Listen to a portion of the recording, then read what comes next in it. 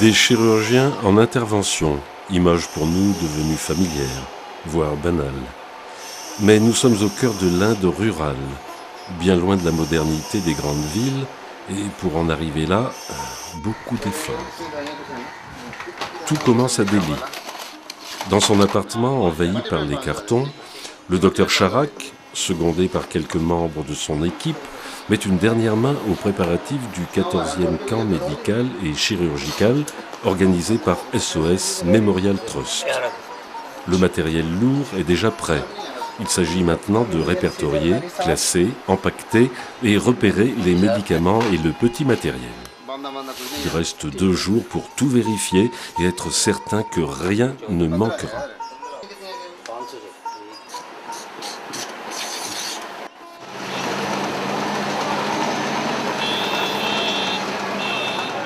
Samedi 28 octobre. Une fois de plus, tous ont répondu présents, venant du Cachemire, d'Agra ou plus simplement de Delhi. L'équipe s'est reformée pour une semaine au service des plus démunis. Première étape, le voyage de nuit dans le Magadh Express, le train reliant Delhi à Mirzapur.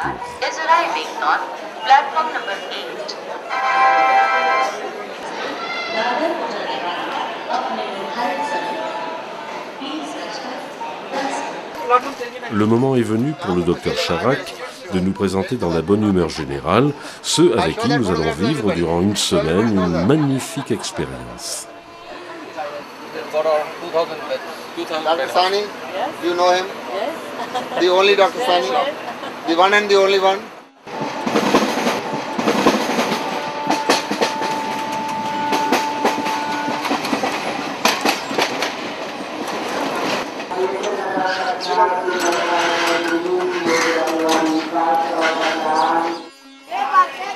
Douze heures plus tard, gare de Mirzapur.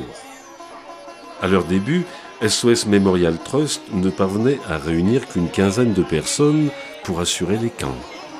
Cette année, c'est une grande équipe de 35 membres qui a pu être constituée pour soigner les plus pauvres.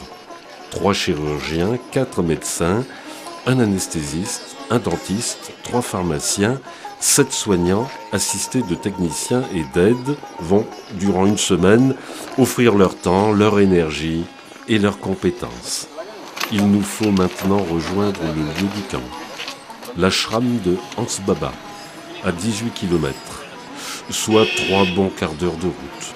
Un ashram, c'est bien sûr un centre spirituel construit autour d'un sage. Mais c'est aussi un lieu où les pauvres peuvent trouver de l'aide. La plupart des ashrams ayant une activité d'aide sociale importante. Ici, ce sera le cas avec l'installation d'un dispensaire hôpital provisoire. L'équipe est à peine arrivée, mais les plus impatients attendent déjà, tandis qu'on achemine la première partie du matériel prêté par le district. En effet, conscients de l'aide importante que ce camp représente pour la région, les autorités locales ont mis à la disposition de l'équipe du matériel de base, lourd et encombrant, soulageant ainsi un peu le budget transport de l'organisation. Attentif à tout, le docteur Charak supervise l'installation dans des lieux qu'il connaît bien. C'est le 2e camp qu'il dirigera ici.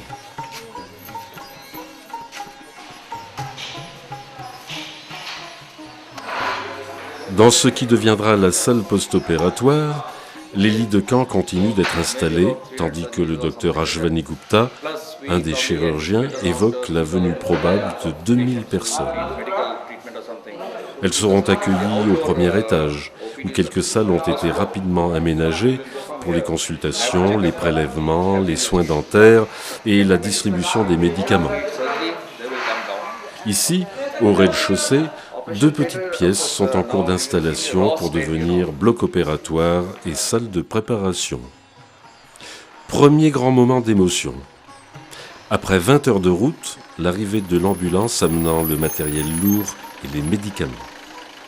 En effet, c'est le premier véhicule appartenant à l'association.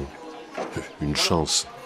Impressionné par le travail réalisé par l'équipe du docteur Charac, le Rotary Club a décidé de leur offrir cette ambulance.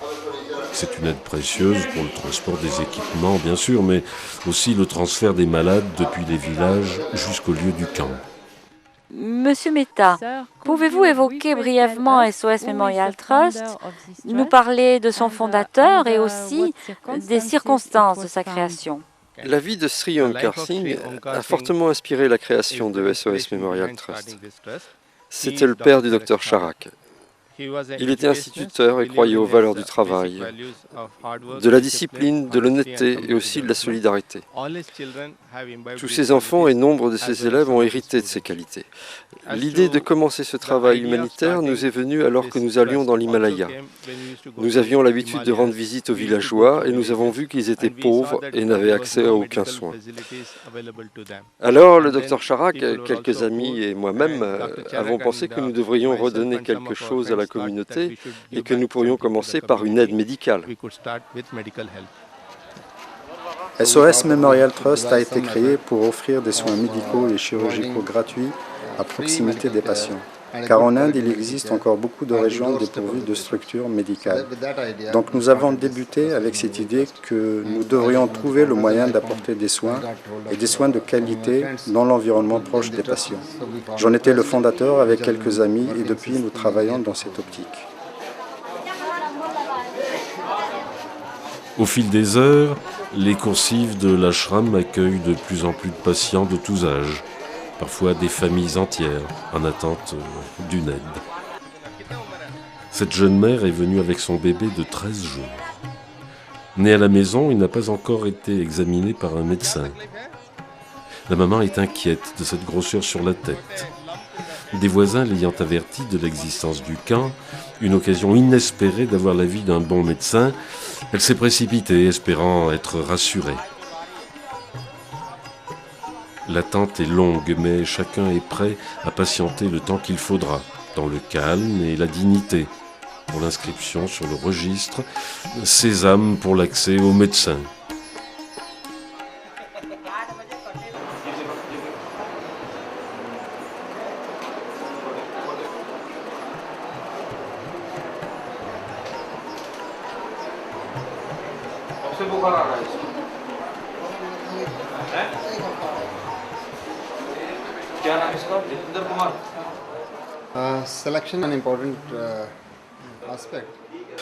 La sélection est un aspect important. Ce que nous faisons est que nous commençons généralement le camp un dimanche et les opérations le lundi. Donc, quand nous arrivons le dimanche, nous débutons les consultations et la sélection. À côté de cela, les gens sont déjà au courant de notre venue, ils nous attendent. Et beaucoup d'entre eux ont déjà été examinés et l'intervention a été prescrite avant même notre arrivée, avant le début du camp. Donc généralement, la sélection n'est pas un problème et à mesure que le camp avance, le processus des consultations continue. Bien sûr, la sélection est faite soit par moi-même, soit par quelques membres de mon équipe.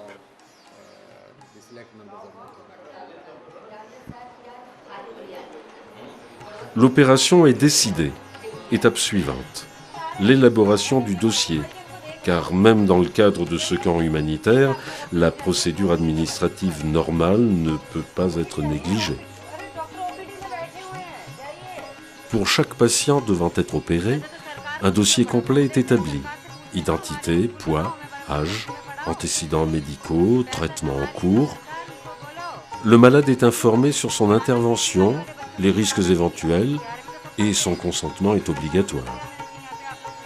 Dans cette zone rurale où l'illettrisme est encore important, c'est parfois de manière non conventionnelle que l'accord est donné. Ultime étape, munis de leur feuille d'admission, les malades patientent dans la salle d'attente préopératoire. Derrière cette porte, la salle d'opération. Le docteur Charac y termine tout juste une intervention sur Abhishek, un petit garçon de 8 ans qui souffrait d'une hernie. Comme tous les opérés, c'est sous la main rassurante et presque paternelle du docteur Sahane, seul anesthésiste, qu'il rouvrira les yeux. À l'arrivée de l'équipe hier matin, cette pièce était vide, aux 80. Les membres chargés de l'installation ont travaillé toute la journée et une bonne partie de la nuit pour nettoyer, calfeutrer les fenêtres, installer tout l'équipement. Après une fumigation, le bloc opératoire est prêt et depuis ce matin, plusieurs patients ont déjà été opérés.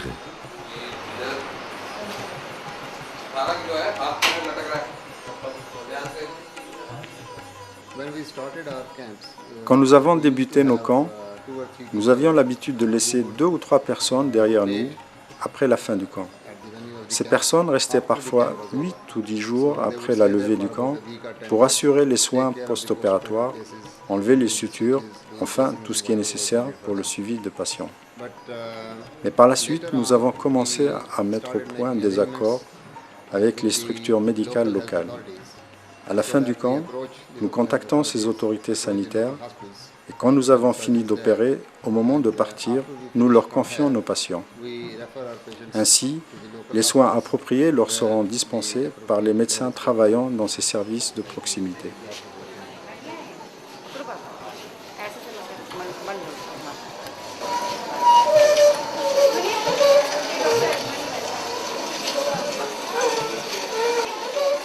En peu de temps, le réfectoire de l'ashram est devenu cette salle d'hospitalisation, déjà en pleine activité, pouvant accueillir une 50aine de personnes.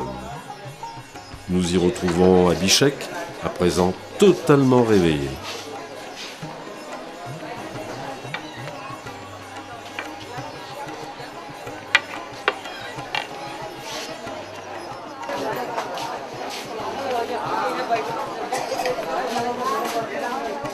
La nouvelle de l'arrivée de médecins de Delhi pour soigner les pauvres s'est bien sûr propagée rapidement.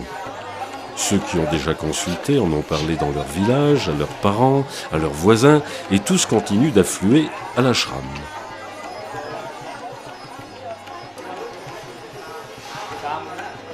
Évidemment, beaucoup de monde à proximité du local pharmacie, placé sous la responsabilité de Madame H. Kapoor. Durant ce camp, plus de 1900 personnes se présenteront à ce guichet pour y recevoir gratuitement le traitement prescrit par le médecin. Ici, aucun gaspillage. Chacun recevra exactement la quantité de remèdes nécessaires. Le docteur Charac réalise un travail absolument remarquable pour vous. Mais son équipe est-elle la seule à pouvoir vous aider pour le moment ? Oui, pour le moment, seul le docteur Charac et son équipe nous aident. Il y a bien sûr une raison particulière à cela. C'est que tous les docteurs et chirurgiens n'acceptent pas forcément de venir soigner dans des villages dépourvus d'hôpital, où il faut installer une structure temporaire pour y pratiquer des interventions lourdes, souvent en urgence. Cela demande beaucoup de confiance en soi et de courage pour mener à bien de tels camps. Ces qualités, le docteur Charac et son équipe les possèdent pleinement, et ils sont des exceptions. Apportez-vous votre aide dans des régions bien définies de l'Inde, ou pouvez-vous également envisager d'intervenir partout dans le pays ? En ce moment, nous nous cantonnons au nord de l'Inde pour l'organisation de nos camps. Mais le docteur Charac et son équipe ont également apporté leur aide lors du terrible tremblement de terre au Gujarat. Bien sûr, nous sommes ouverts à l'idée des camps dans toute l'Inde, pourvu que nous trouvions des équipes comme celle-ci.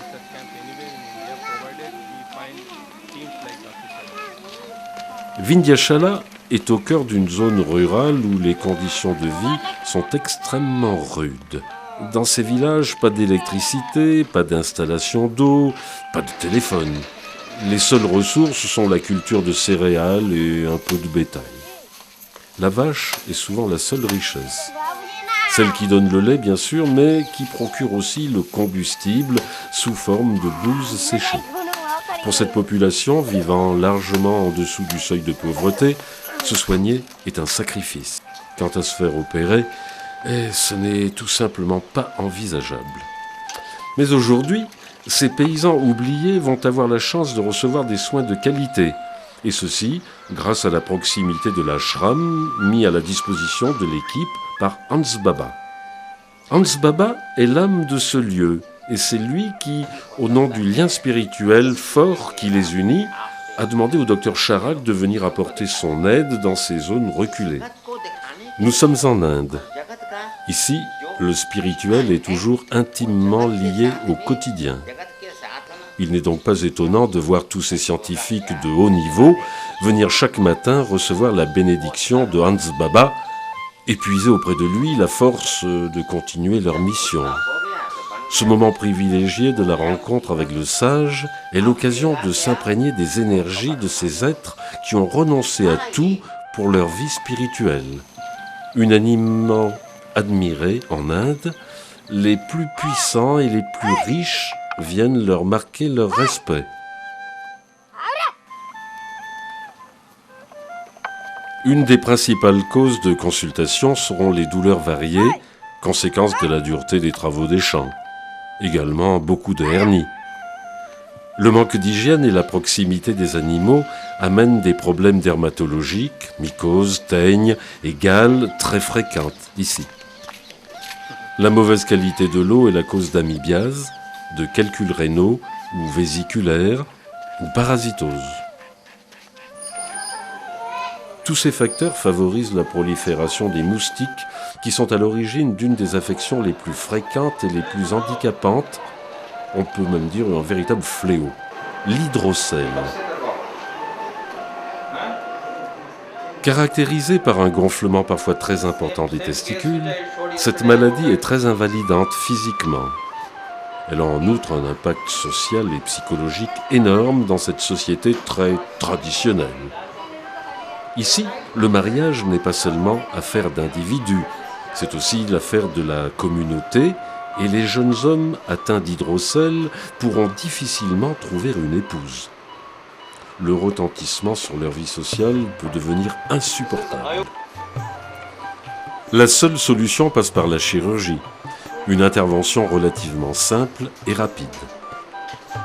Pourtant, avec des revenus moyens de 1000 roupies, soit environ 18 € par mois, pas question pour ces paysans de trouver les quelques 20 000 roupies nécessaires à l'opération. Durant cette semaine de camp, 48 malades atteints d'hydrocèle seront opérés et pourront rentrer chez eux le lendemain. Docteur Ashwani, pourquoi avez-vous décidé de vous associer à SOS Memorial Trust? Pour moi, SOS Memorial Trust égale Dr Charak. Je suis en contact avec lui depuis ces 30 dernières années. Il a été mon supérieur à une époque. J'ai donc pu apprendre à le connaître et à l'apprécier en tant qu'homme.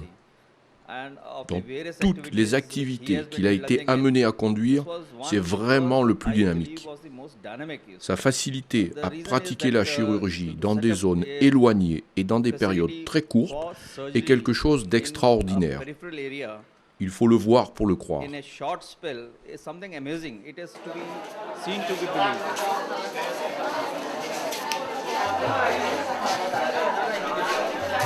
Comment choisissez-vous parmi les patients ceux que vous allez opérer? Généralement, nous choisissons des patients qui ne nécessitent pas des soins post-opératoires trop longs. Nous opérons principalement des cas de chirurgie générale, des cas de gynécologie, ainsi que quelques autres cas spécifiques. En général, toutes les personnes qui viennent vers nous, si nous avons le temps, nous les opérons. Nous regardons uniquement si nous pouvons assurer le suivi post-opératoire approprié. S'il y a un risque de rétablissement trop lent, nous essayons de les diriger vers d'autres centres.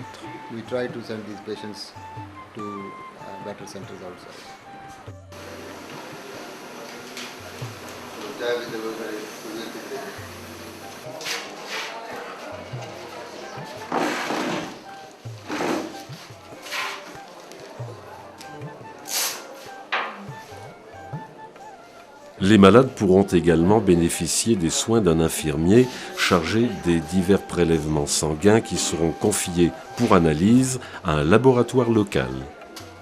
Tout ceci, bien sûr, a un coût. Au budget pharmacie, déjà très conséquent, il faudra ajouter les petites fournitures, seringues, etc. Mais aussi les compresses, les sutures et les produits nécessaires aux interventions chirurgicales. Tous ces achats vont au final représenter pour SOS Memorial Trust une dépense d'environ 250 000 roupies, soit l'équivalent de 4 000 €, une somme énorme à l'échelle indienne.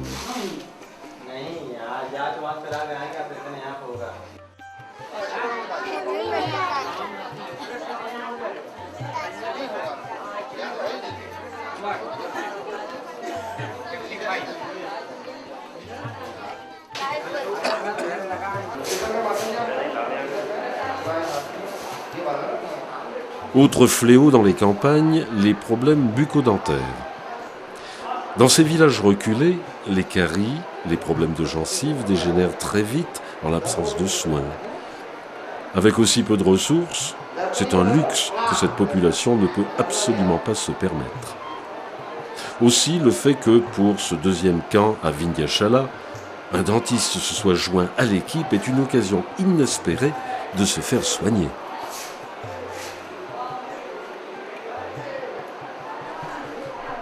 En 6 jours, 141 patients seront traités par le docteur Kanwarjit Singh.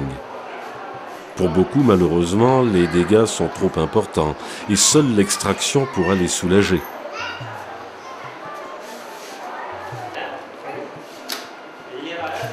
Cette opportunité de soins gratuits est un véritable don du ciel.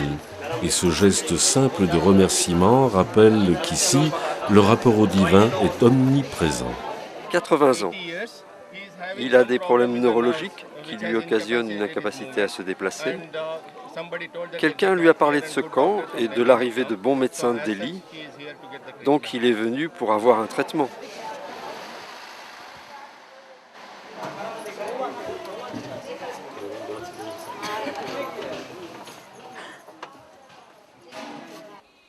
Vous allez être opéré ce matin. De quelle intervention s'agit-il? C'est une opération importante. C'est une hystérectomie. Je souffre de fibromes dans l'utérus depuis environ 3 ans. J'ai appris que vous veniez de Mumbai, c'est-à-dire de très loin. Pourquoi avoir choisi de faire un tel déplacement pour être opéré dans un camp? J'ai une foi et une confiance totale en le docteur Charak. C'est pour cela que je suis venue ici.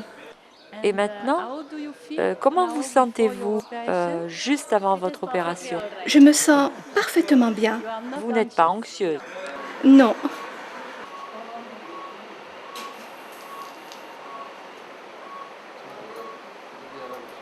Dans cette région de l'Uttar Pradesh, il fait encore très chaud en novembre et la résistance de tous est mise à rude épreuve durant ces longues heures de travail où seul le ventilateur apporte un petit soulagement.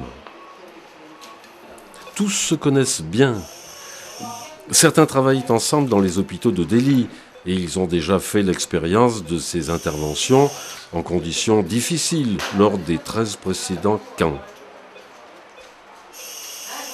Ce qu'ils ont vécu en commun durant ces 6 dernières années en a fait une équipe très soudée, en parfaite communion. Ils partagent les mêmes idéaux de don de soi, d'aide aux plus nécessiteux, et la conviction que lorsqu'on est privilégié, il faut redonner quelque chose à la communauté. C'est aussi la même foi qui les habite et leur donne la force de fournir un travail considérable en quelques jours. De 9h du matin jusqu'aux environs de minuit, les patients se succéderont sans interruption. Même si l'installation semble précaire, les soins dispensés ont la même qualité que ceux d'un hôpital de ville. À la fin de la semaine, une centaine de personnes auront été opérées dans cette petite salle.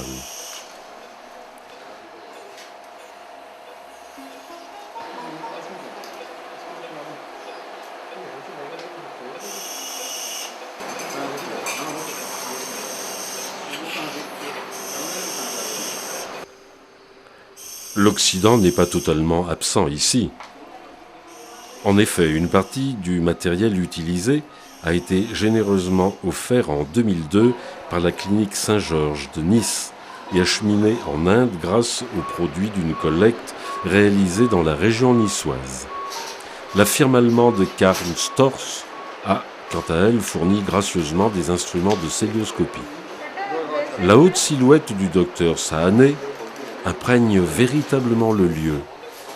Unique médecin anesthésiste, il est toujours présent, calme, rassurant, accueillant le réveil de chacun avec la même attention bienveillante.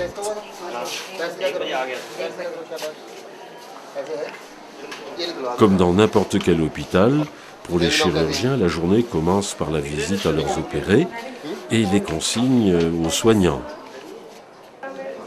Les interventions les plus lourdes sont bien sûr réalisées dans les tout premiers jours, de manière à pouvoir assurer les soins post-opératoires.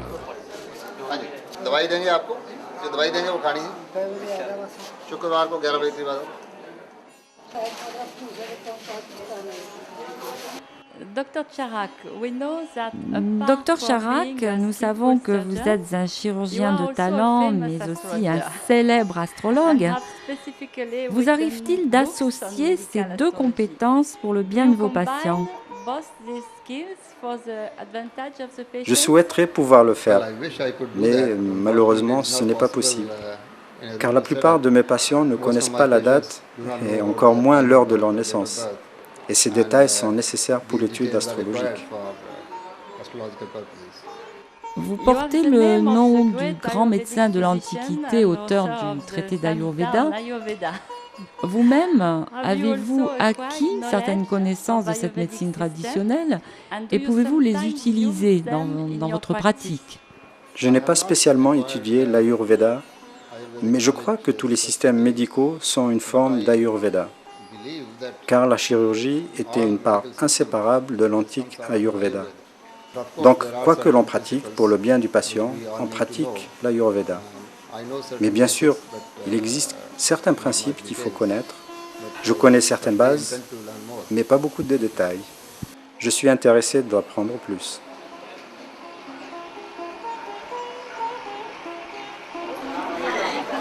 Nous sommes au milieu de villageois pauvres, mais bien plus pauvres que ne pourraient le laisser supposer les saris éclatants de couleurs. Les femmes sont belles, coiffées avec soin, et possèdent cette grâce naturelle que l'on reconnaît volontiers aux Indiennes. Pour venir voir le médecin, elles ont mis leur meilleur sari. Ici, même les plus modestes accordent un soin particulier à leur apparence.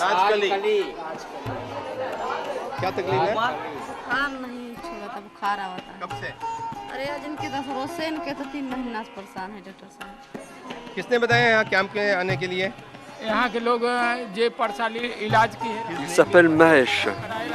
Il a 65 ans. Il vient du village de Nili, près de Mirzapur.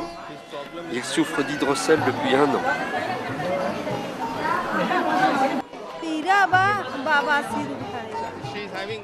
Elle a des problèmes d'hémorroïdes et des douleurs dans la poitrine. Elle vient de recevoir des médicaments. Elle a 38 ans, 8 enfants, 4 garçons et 4 filles. Jyoti, vous avez été opérée lundi et nous sommes jeudi, soit environ 72 heures après votre intervention, et vous semblez vous sentir vraiment très bien. Donc, pouvez-vous nous dire quelques mots de votre expérience dans ce camp? Je n'ai trouvé aucune différence, ni dans la chirurgie, ni dans l'installation de la salle d'opération. Mais il y a bien sûr un petit manque de confort dans le camp. Autrement, il n'y a aucune différence entre un hôpital de ville et ce camp. Donc, vous êtes heureuse? Oui, oui, je suis très, très heureuse. C'est... le plus important est d'avoir un bon chirurgien, bien plus que le confort d'un grand hôpital et tout le reste. Venir soigner dans ces zones reculées réserve parfois quelques surprises aux médecins. Le docteur Ashwani Gupta n'avait jamais vu ça. Ce paysan atteint d'une hernie a fait fabriquer cette étonnante ceinture en cuivre et en bois. Son ingénieux système lui a permis durant des années de travailler sans trop souffrir. Grâce à l'opération, le voilà débarrassé de ce curieux carcan.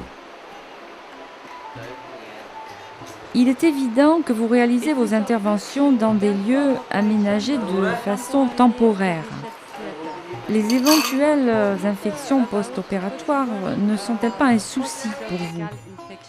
Nous sommes en effet très concernés par les possibles infections post-opératoires, mais fort heureusement, nous n'avons pas eu d'accident de ce genre, et ce pour plusieurs raisons. L'une est que dans les régions reculées où nous travaillons, dans ces villages, les gens n'ont pas développé de résistance aux antibiotiques. Une autre raison est que nous sommes très attentifs à notre bloc opératoire qui est stérilisé. Les instruments sont régulièrement stérilisés. Nous pratiquons une fumigation quotidienne de façon à ce que tout soit parfaitement stérile chaque jour. Et en effet, à vrai dire, d'une certaine manière, nous prenons même plus de précautions ici que dans un hôpital de ville.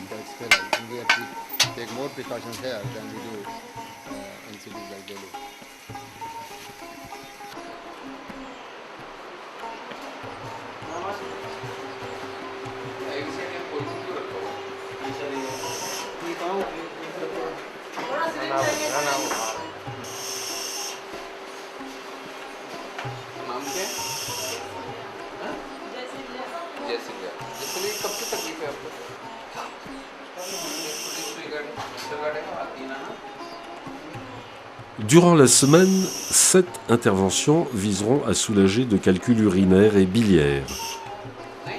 C'est un problème récurrent dans ce secteur, même chez des personnes très jeunes, voire des enfants. Ces opérations sont en général banales. Pourtant, dans les conditions où se déroulent de tels camps, rien n'est jamais totalement sûr. Il faut beaucoup de sang-froid et d'entraînement aux chirurgiens pour gérer de tels moments, ce qui n'est pas rare. Les coupures de courant étant un des fléaux de l'Inde qui met à rude épreuve les hommes et les machines.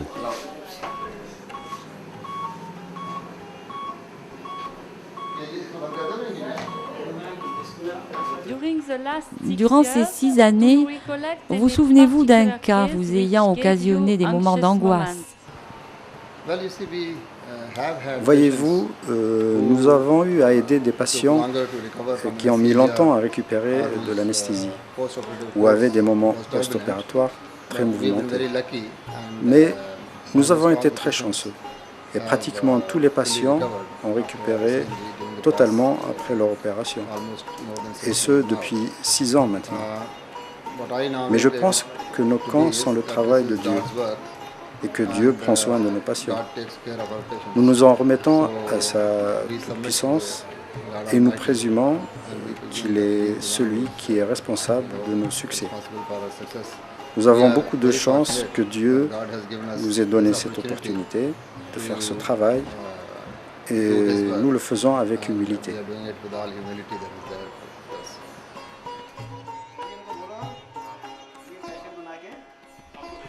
Lorsqu'SOS Memorial Trust s'installe sur un lieu, l'équipe est totalement autonome. 3 cuisiniers font partie des bénévoles.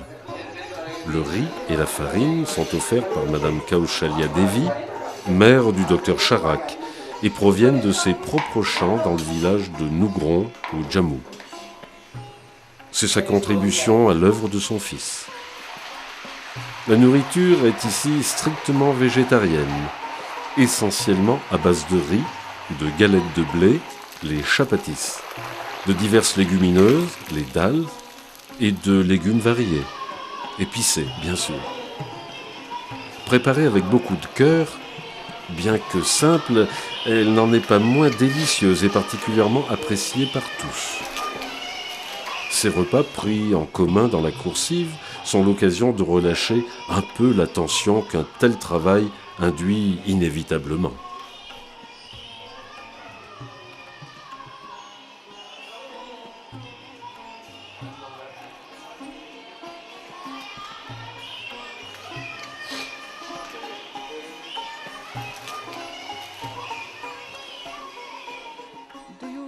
Actuellement, est-ce que le gouvernement indien vous apporte une contribution, qu'elle soit financière ou autre, ou devez-vous dépendre uniquement des donations?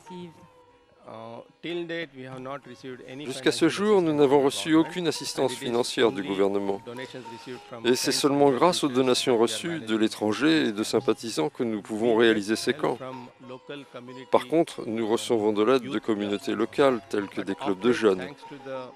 Mais grâce à la popularité de nos camps, où tant de personnes reçoivent des soins médicaux et chirurgicaux, le gouvernement commence à reconnaître notre travail et à participer à nos efforts sous la forme de mise à disposition d'équipements, tables d'opération et autres, et aussi parfois de médicaments d'urgence qui pourraient être nécessaires.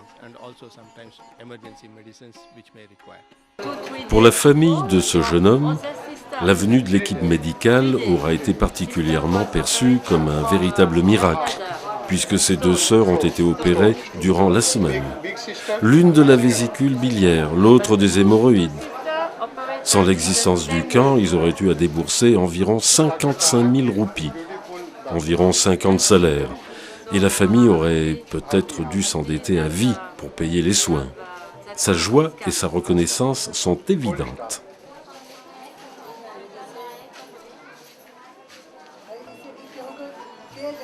La fin du camp approche. Tous les lits sont à présent occupés. Durant ces 5 jours, une centaine d'interventions ont été réalisées. Beaucoup d'hydrocèles, bien sûr, mais aussi 3 vésicules biliaires, 4 extractions de calcul urinaire, une hystérectomie, 21 hernies et une opération des hémorroïdes. Cette fois, 2 cas sortent de l'ordinaire. Cette toute jeune fille de 12 ans, opérée par le docteur Ashwani Gupta.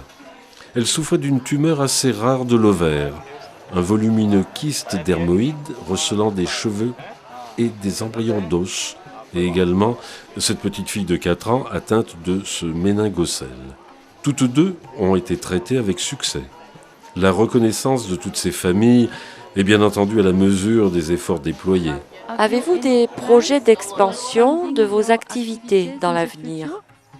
Oui, après avoir eu cette expérience d'organisation de 14 camps, nous pensons que nous devrions avoir un hôpital de base où nous aurions une infrastructure permanente avec des équipements médicaux et chirurgicaux et peut-être 40 ou 50 lits. Ainsi, nous pourrions inviter régulièrement des professionnels, médecins, chirurgiens, pas seulement indiens, mais aussi de l'étranger, qui pourraient donner un peu de leur temps pour soigner les pauvres et les habitants des campagnes. Dernière nuit à l'ashram.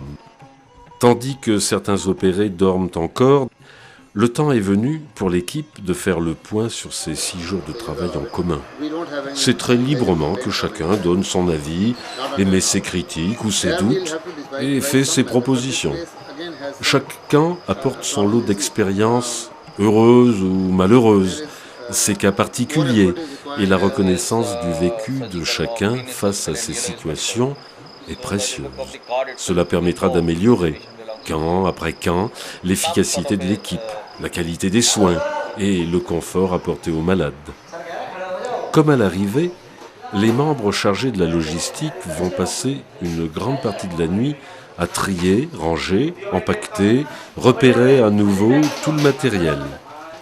Le lendemain, tout sera chargé dans l'ambulance qui va repartir sur Delhi. Le travail de l'équipe médicale, proprement dite, est bien sûr immense, et l'on pourrait être tenté de retenir seulement cet aspect. Pourtant, la contribution de tous ces bénévoles chargés de l'installation, de l'administration, de l'accueil et de la gestion des patients, même si elle est moins spectaculaire, n'en est pas moins essentielle. Et sans eux, ces camps ne pourraient exister. Tous, soignants et autres, sont très fortement liés par leur volonté d'aider et aucune hiérarchie n'est ressentie dans le groupe. L'équipe est véritablement une entité au service des pauvres. Cet engagement humanitaire n'est pas limité à la période des camps. Beaucoup d'efforts sont nécessaires avant et après. Réussir à soigner tant de personnes en si peu de temps et dans des conditions aussi précaires n'est pas un miracle. C'est le fruit des efforts de tous, dispensés sans compter. Merci d'avoir bien voulu répondre à nos questions. Souhaitez-vous délivrer un message particulier aux personnes qui vont voir ce reportage? Merci madame. Notre organisation est une petite structure. Nous n'avons pas de bureau et nous tous travaillons bénévolement pour cette cause humanitaire. SOS Memorial Trust a été créé en 2000 et depuis nous avons mis sur pied 14 camps durant lesquels nous avons pratiqué plus de 950 opérations avec succès et plus de 20 000 personnes ont reçu un diagnostic et des médicaments gratuits. Mais nous attendons des amis tels que vous pour nous rejoindre et transformer notre association en une organisation plus importante, incluant cet hôpital que nous espérons tant. Le moment du départ est proche. Dans l'esprit de tous, les sentiments se mêlent. La joie devant le travail accompli, la tristesse de se quitter après ces jours si pleins d'émotions partagées, mais au fond des cœurs, c'est l'espoir qui domine, car dans un an, cette ambulance sera de retour, symbole pour les villageois d'un nouveau don du ciel, l'équipe médicale.